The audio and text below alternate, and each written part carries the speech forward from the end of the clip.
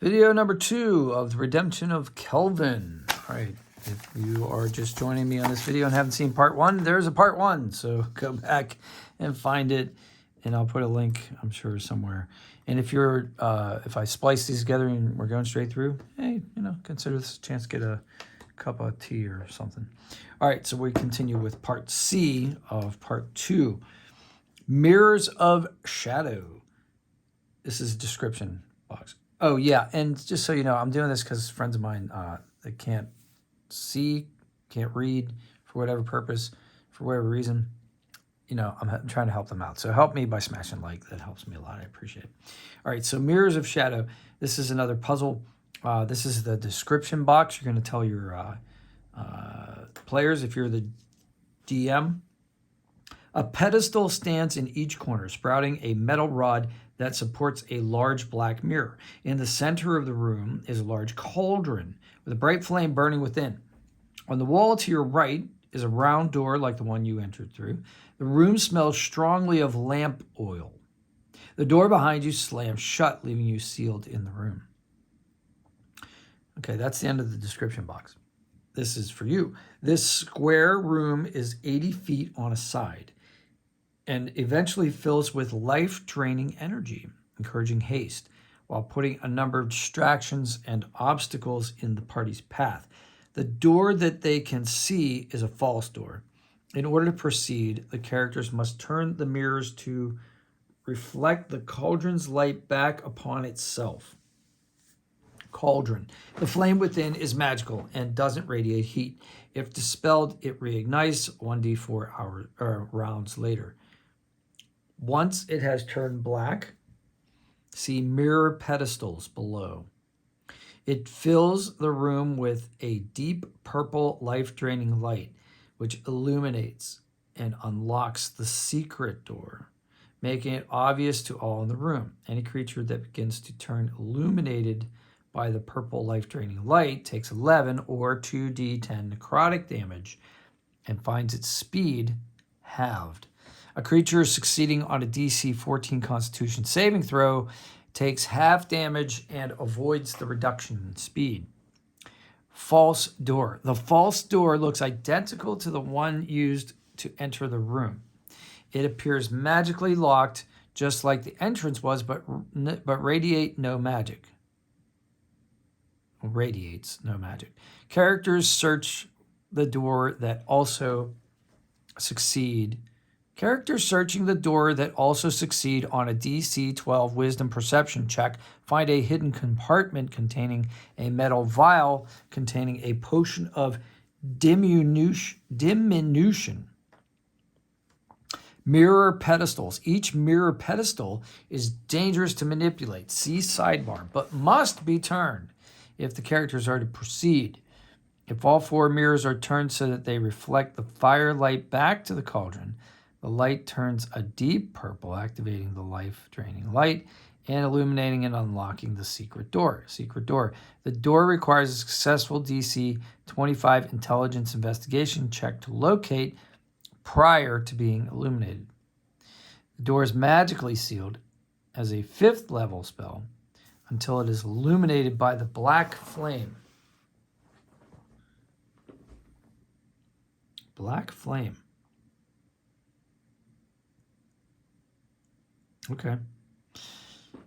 Mirror pedestals. This is the sidebar. Simple trap, levels 5 to 10, dangerous threat. Each mirror pedestal consists of 2 cylindrical pieces of flinty rock stacked on top of each other. An iron rod impales them vertically through the center, joining them together so that they cannot be separated. At the top of the rod is a 5x5 mirror, 5x5-foot mirror. The bottom stone is affixed to the floor. The top stone may be rotated around the metal pole. The top stone cannot be lifted off of the bottom stone without breaking the mirror which rests atop it. Both cylinders are covered in lamp oil that is magically produced from and oozes down from the stone. The bottom cylinder is affixed to the floor, and the top cylinder, rod, and mirror can be rotated. However, doing so is dangerous. See below. Rotating mirror requires 70 pounds of force. Trigger. If character rotates the mirror, it sparks and ignites the oil coating the cylinders, triggering the trap. Effect. When triggered, the oil ignites and explodes. Any creature within 10 feet of the cylinders takes 22 or 4d10 fire damage. A successful DC 15 dexterity saving throw reduces this by half.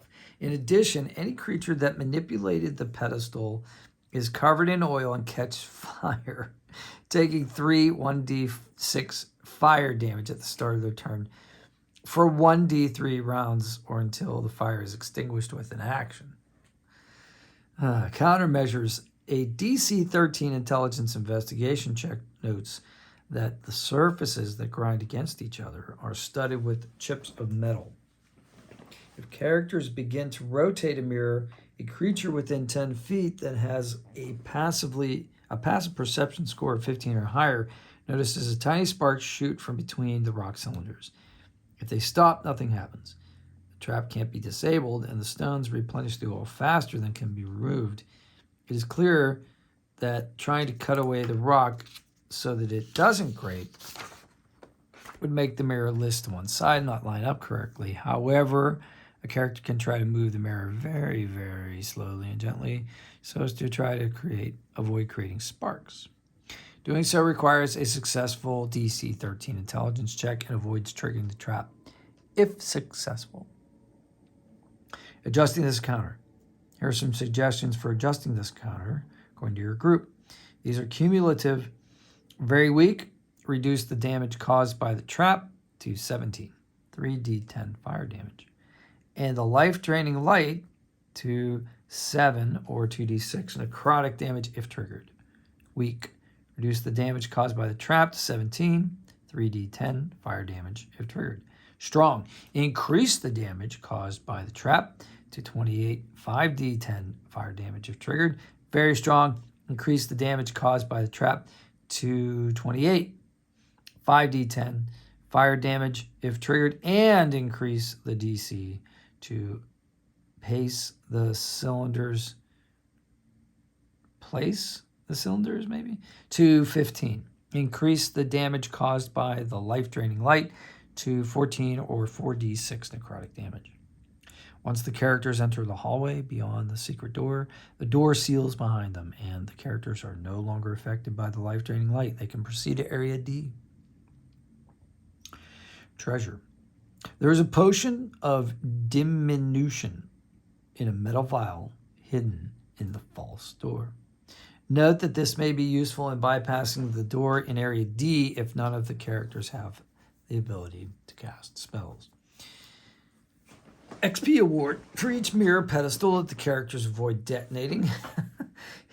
Award each player 125 XP if the characters are able to solve the reflected light puzzle. Award each character 500 XP. I can see where somebody might get very frustrated with this adventure. All right, Section D, the floating dark. The walls, floor, and ceiling of this chilly room are painted black and covered with purple writing and symbols, seemingly at random.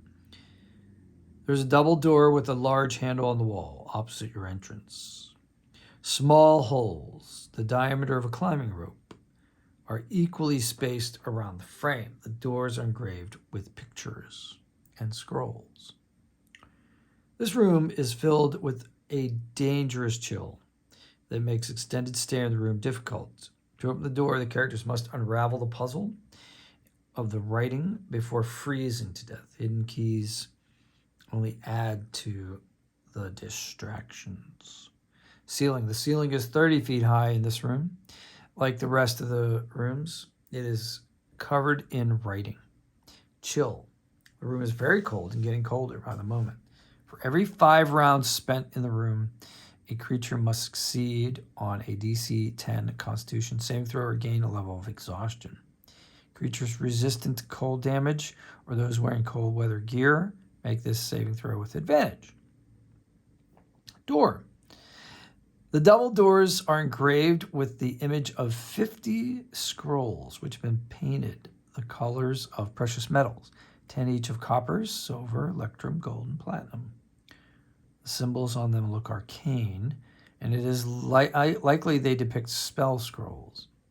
A successful DC 15 intelligence history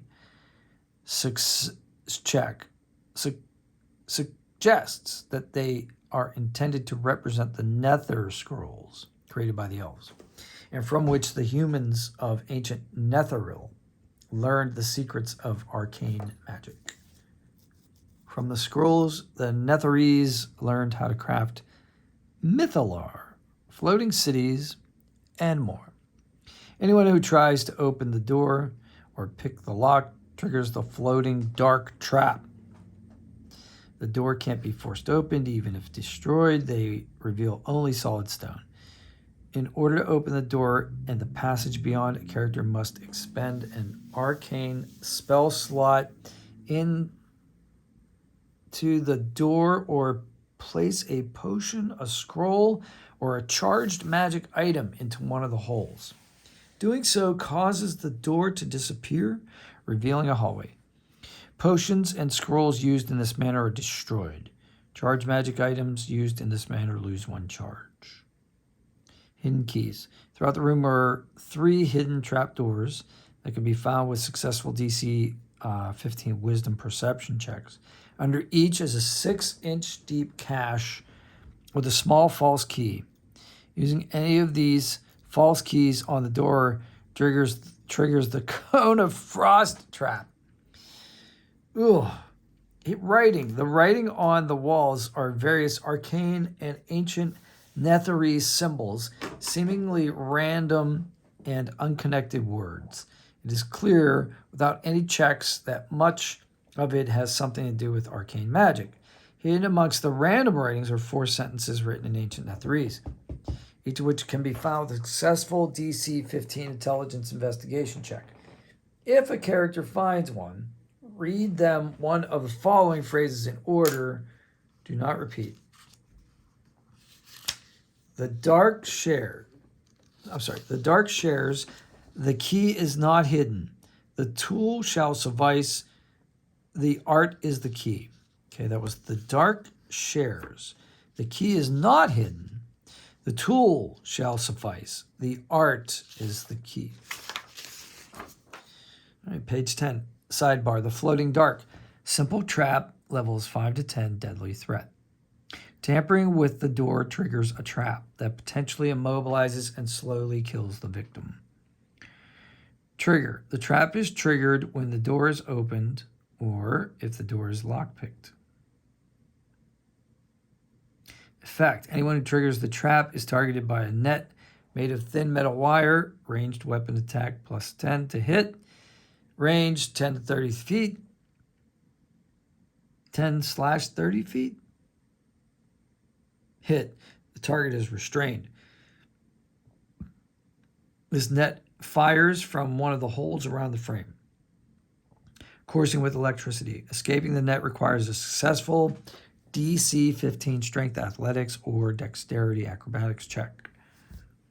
A creature restrained by the net, AC 15, 40 hit points, immune to poison psychic damage, vulnerable to slashing damage, takes 5 1d10 lightning damage, and is stunned until the end of their turn. A creature that succeeds on a DC 15 Constitution saving throw takes half damage and isn't stunned. The net then radiates a 5-foot radius sphere of magical darkness, levitates the victim 15 feet up into the air. The darkness and levitate spells last until the victim escapes. Creatures restrained by the net take half of the damage of the same type dealt to the net. Countermeasures.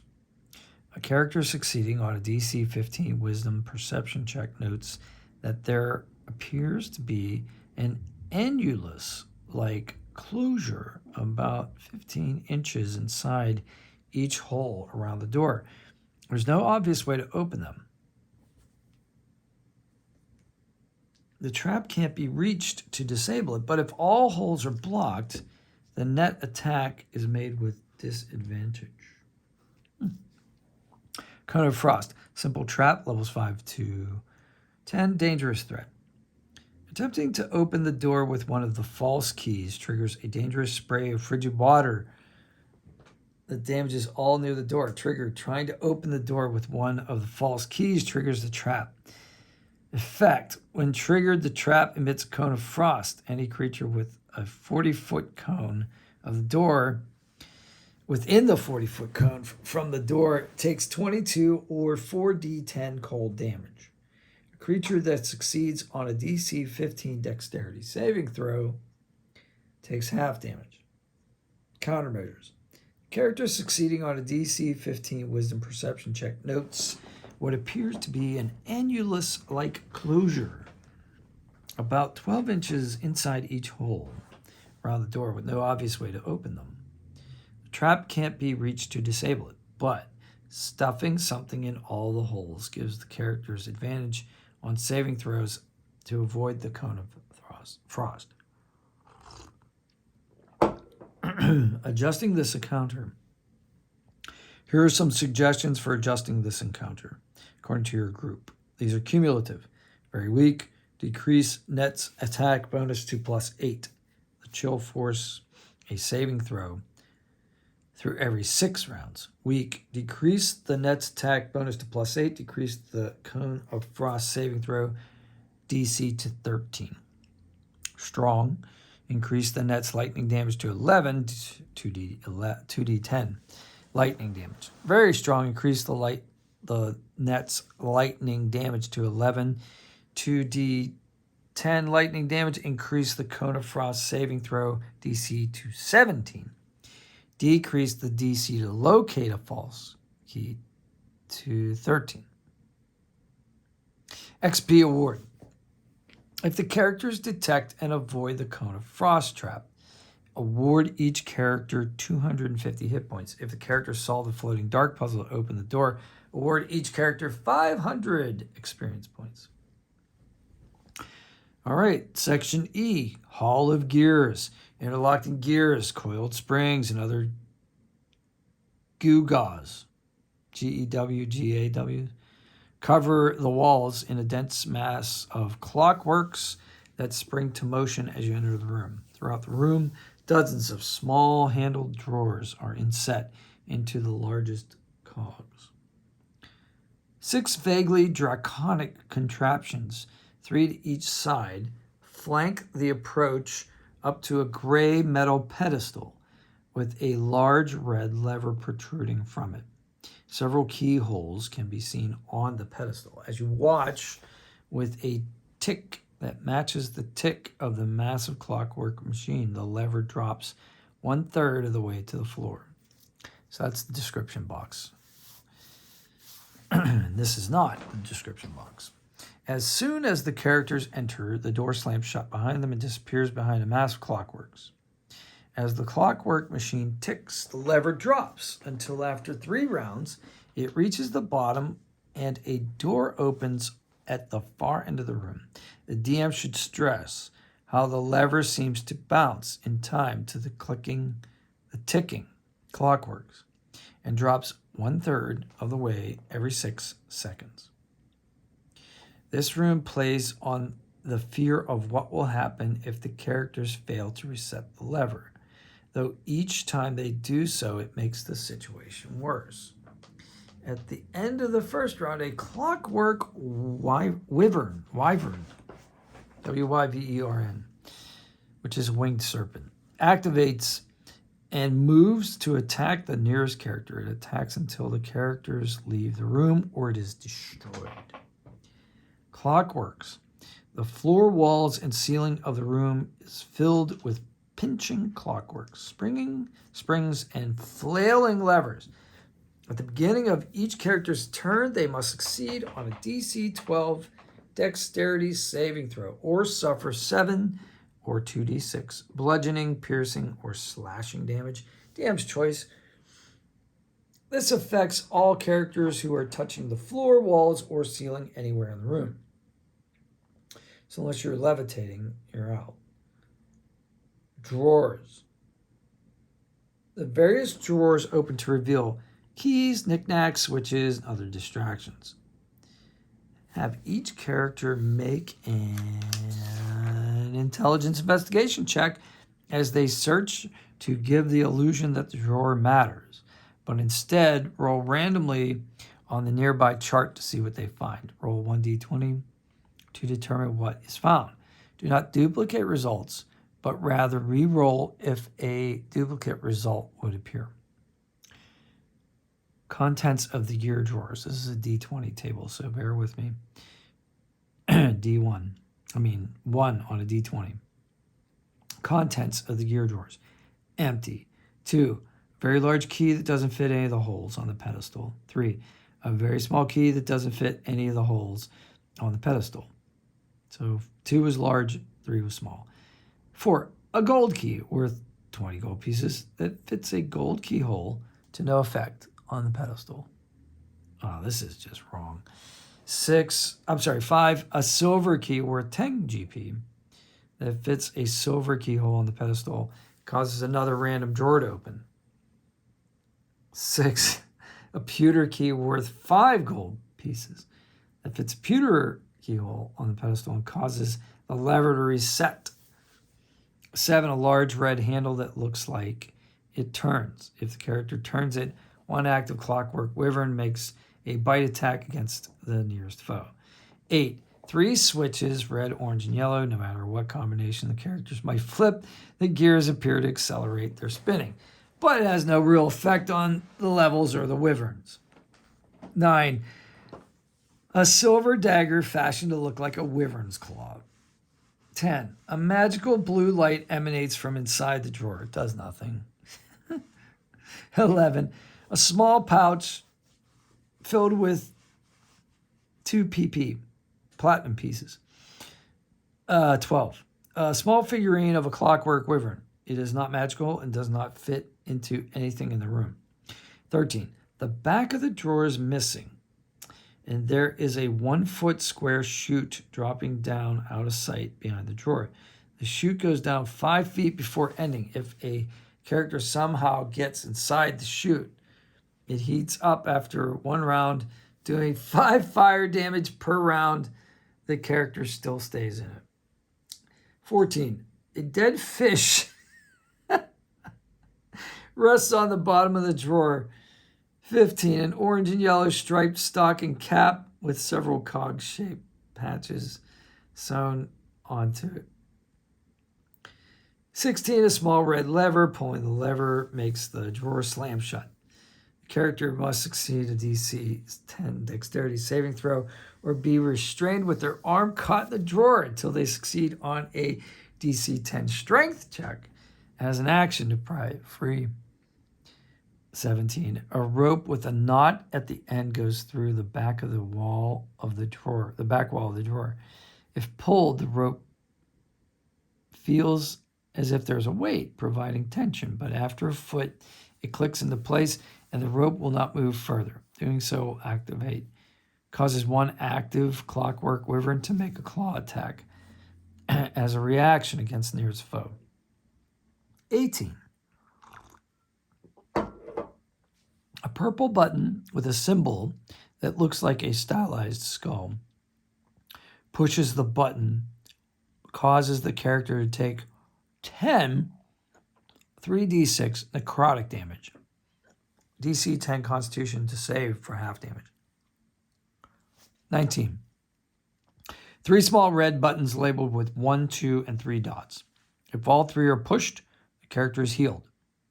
5. 1d4 plus 2 points of damage. 20.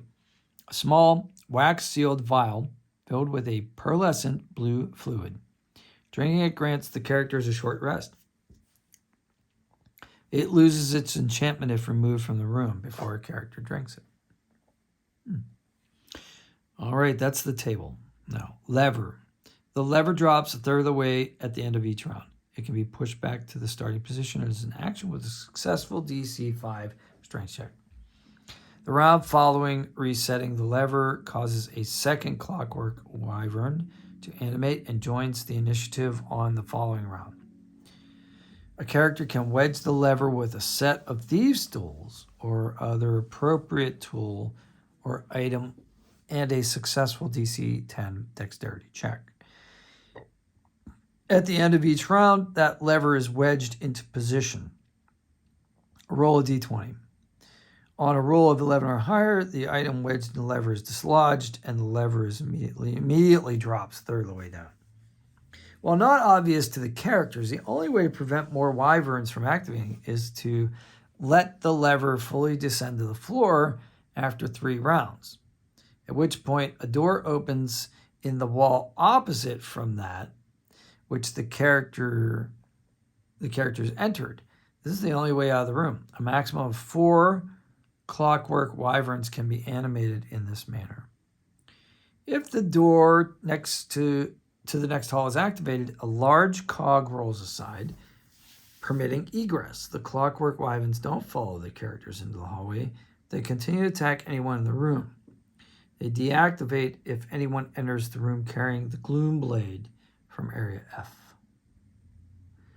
Adjusting this encounter. Very weak. A maximum of 2 clockwork wyverns can be animated. Increase the dexterity saving throw to 10 DC. DC 10. Weak. Only 3 clockwork wyverns can be activated. Strong. 5 can be animated. Very strong. 6 can be activated, and the dexterity saving throw is now DC 15. Treasure. The following items may be found in the drawers. Randomly, right? Gold key, 20 gold points. Silver key, 10. Pewter key, 5. Silver dagger that looks like a wyvern claw, 102 gold pieces. And a sack with 2 platinum pieces. XP award for each clockwork wyvern that could have but wasn't animated. Award each character 500 XP. All right. Part F, the vault. Description box. This simple door opens to a small dimly lit room. In the center there is a block of stone upon which lies a book, a pile of gems, and a long sword with a blade black as night. End of description box. This is the gloom blade that the characters seek, along with some gems and a bronze bowl and a tome of history and spells. Any character picking up the sword feels a deep sense of despair and emptiness, as if all hope is drained from them. It is horrible to carry, and no living soul would be able to bear it for more than a few days. The sword has no magical abilities that the characters can access at this time. Treasure. The bronze bowl itself is worth 250 gold pieces, and the mixed gems another 550. In addition, one of the characters may claim ownership of the Shadow Tome spellbook. Capital letter, Shadow Tome. The spells in the Shadow Tome are written in white ink upon black paper. It evokes the feeling of wistful sadness whenever it is gazed upon. It contains the spells Bestow Curse, Blight, Blindness/Deafness, Comprehend Languages, Darkness, Dark Vision, Dispel Magic, Fear, Evard's Black Tentacles, EVARD''S, Find Familiar, and Witch Bolt. This spellbook is described in the player handout number 3. Development. When the characters are ready, all the traps deactivate and they can safely return to the transportation circle. Once the crystal is broken, they move on to part 3. All right. Well, part 3 is only a page long, so I'll read it and then we'll take a little break. Part 3, White Plume Mountain. Estimated duration, 10 minutes. Key encounter plot point. The characters hand the gloom blade off to Kelvan, who reveals himself as Caraptus and then descends into White Plume Mountain with a magically compelled Hilderoon, leaving reason for the characters to follow him. In either DDEP 06-02 Return to White Plume Mountain or hardcover White Plume Mountain Adventure. The encounter begins with the characters having just used a teleportation circle to travel from the Umbral Repository to White Plume Mountain. Description box. Using the teleportation circle, you find yourself at a cave entrance. on the side of a mountain. Kelvan and Hilderoon are there, inspecting their work, a freshly inscribed magical circle. Kelvan smiles at your appearance. Ah, excellent. It is good to witness that you have entered. I knew I chose the accurate adventurers. Did you find the blade? End of description box. Kelvan affords the characters the opportunity to describe their experience. He makes no effort to rush them or demand the sword. He is in no hurry. Stays jovial if the characters did well, or saddened if the party had any deaths. Once the characters turn over the sword, he gives them a sack containing the boots of speed that he promised, and continues. Description box. Kelvan holds the blade gently towards Hildebrand to inspect. The priestess nods and the wizard smiles. Thank you, friends. If you would please step back away from the door in case anything goes wrong, Hildebrand will attempt to enact a spell to open the entrance. End of description box.